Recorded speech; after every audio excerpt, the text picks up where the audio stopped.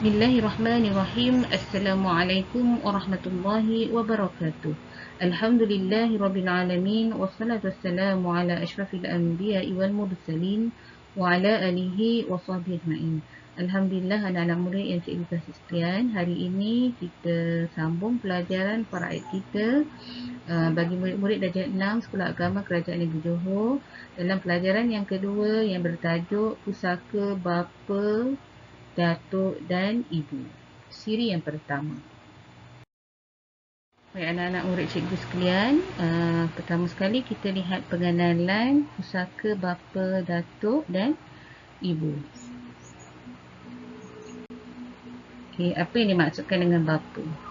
Bapa bagi pusaka ni lah. Okey. Bapa yang mempusakai ialah bapa kepada si mati. Bapa kepada si mati. Maksudnya bukan bapa mertua atau bapa tiri. Bapa kepada si mati. Yang kedua, datuk yang mempusakai pula ialah bapa kepada bapa si mati. Bapa kepada bapa si mati. Maksudnya datuk sebelah bapa. Okey, hingga ke atas bukan bapa kepada ibu si mati. Okey, bapa kepada bapa. Okay, dan yang seterusnya, ibu yang bersakai pula ialah ibu kepada si mati. Ibu kepada si mati. Bukan ibu mertua atau ibu tiri. Baik, cuba anak-anak murid sekalian lihat rajah ini. Okey, ni si mati. Okey, rajah ni menunjukkan si mati. Okey, si mati ni yang warna kuning purple ni. Okey, si mati. Kemudian anak panah sebenarnya itu bapa. Okey. Bapa, datuk hingga ke atas dan ibu. Maksudnya si mati, bapanya adalah bapa kepada si mati. Datuk adalah datuk, datuk ialah bapa kepada bapa si mati dan ibu ialah ibu kepada si mati. Baik, seterusnya cuba kita lihat dan baca dalil pelaksanaan pusaka bapa, datuk dan ibu.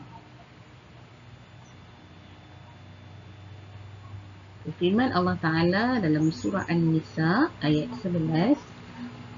A'udzu billahi minasyaitonir rajim. Bismillahirrahmanirrahim.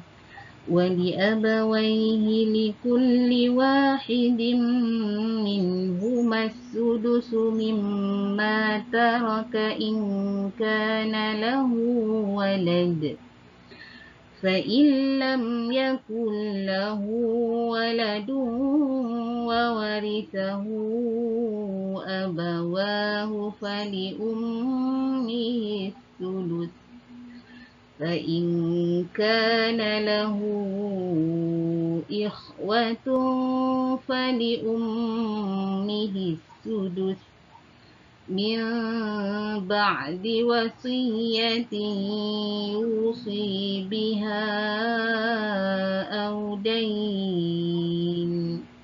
Sadaqallahul Azim. Baik, artinya, dan bagi ibu bapa si mati, tiap-tiap seorang dari keduanya 1/6 daripada harta yang ditinggalkan oleh si mati. Jika si mati itu mempunyai anak.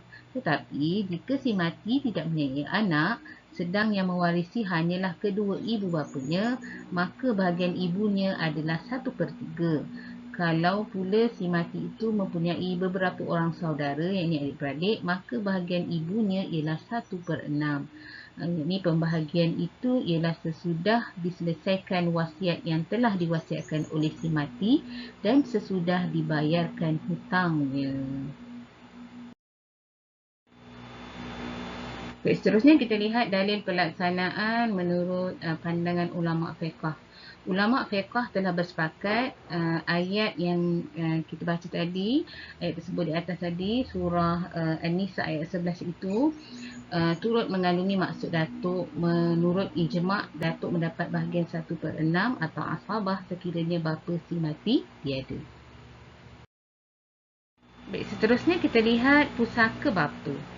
Okey, pusaka bapa terbahagi kepada 3. Pertama, bapa mendapat fardu sudus, iaitu 1/6 bahagian 1/6 daripada harta. Jika si mati meninggalkan forok waris, iaitu anak atau cucu daripada anak lelaki hingga ke bawah. Tak kisahlah sama ada lelaki atau lelaki serta perempuan ke lelaki atau perempuan atau lelaki sahaja. Okey, yang kedua, al-sobah. Okey, al-sobah. Bapa mendapat al-sobah jika si mati meninggalkan jika si mati tidak meninggalkan forok waris, tidak meninggalkan anak atau cucu tadilah. Okey, yang ketiga fardu sudus dan al-sobah. Maksudnya bapa ni akan dapat fardu 1/6 sudus dan asabah jika si mati meninggalkan forok waris perempuan sahaja, atau perempuan atau cucu perempuan daripada anak lelaki. So dia tak ada waris lelaki, dia cuma ada cucu perempuan saja. Maka bapa akan dapat pusaka fardu sudus dan asabah. Baik anak-anak murid yang cikgu kasih sekalian, cuba lihat gambar rajah ini. Okey, ini contoh bagi pusaka bapa yang mendapat fardu sudus 1/6. Okey, contohnya seorang mati meninggalkan isteri. Jadi yang mati siapa? Suami. Okey, suami mati meninggalkan isteri. Suami tadi mati meninggalkan bapa dan suami tadi mati meninggalkan anak lelaki. Maka kita fokus dekat bahagian bapa. Bapa tu akan dapat 1/6 disebabkan suami tadi atau yang mati tadi, si mati tadi, dia ada meninggalkan forok waris, iaitu anak lelaki. Anak lelaki dapat asobah. Tapi bapa dapat 1/6 sebab si mati meninggalkan anak lelaki. Baik, kita tengok contoh yang kedua. Tadi pusaka bapa ada 3 kan? Okey, yang ni bapa mendapat asobah pula. Okey, lihat gambar rajah ini. Okay, contoh seorang mati meninggalkan isteri dan bapa. Jadi bapa ni tadi akan dapat asobah disebabkan si mati tidak ada forok waris. Okay, dia tidak ada forok waris, dia tak ada anak lelaki, dia tak ada anak perempuan, dia tak ada cucu lelaki, tak ada cucu perempuan.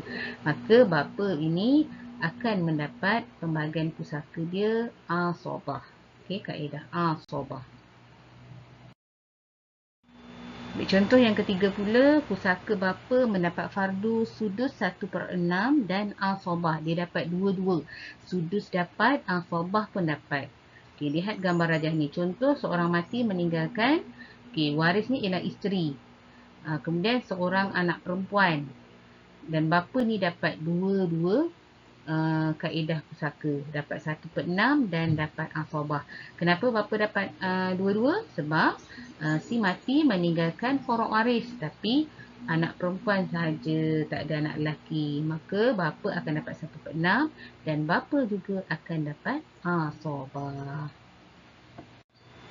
Baik, cikgu harap anak-anak murid semua faham dengan penerangan cikgu tadi berkaitan dengan pusaka bapa. Hari ini kita hanya belajar berkaitan dengan pusaka bapa.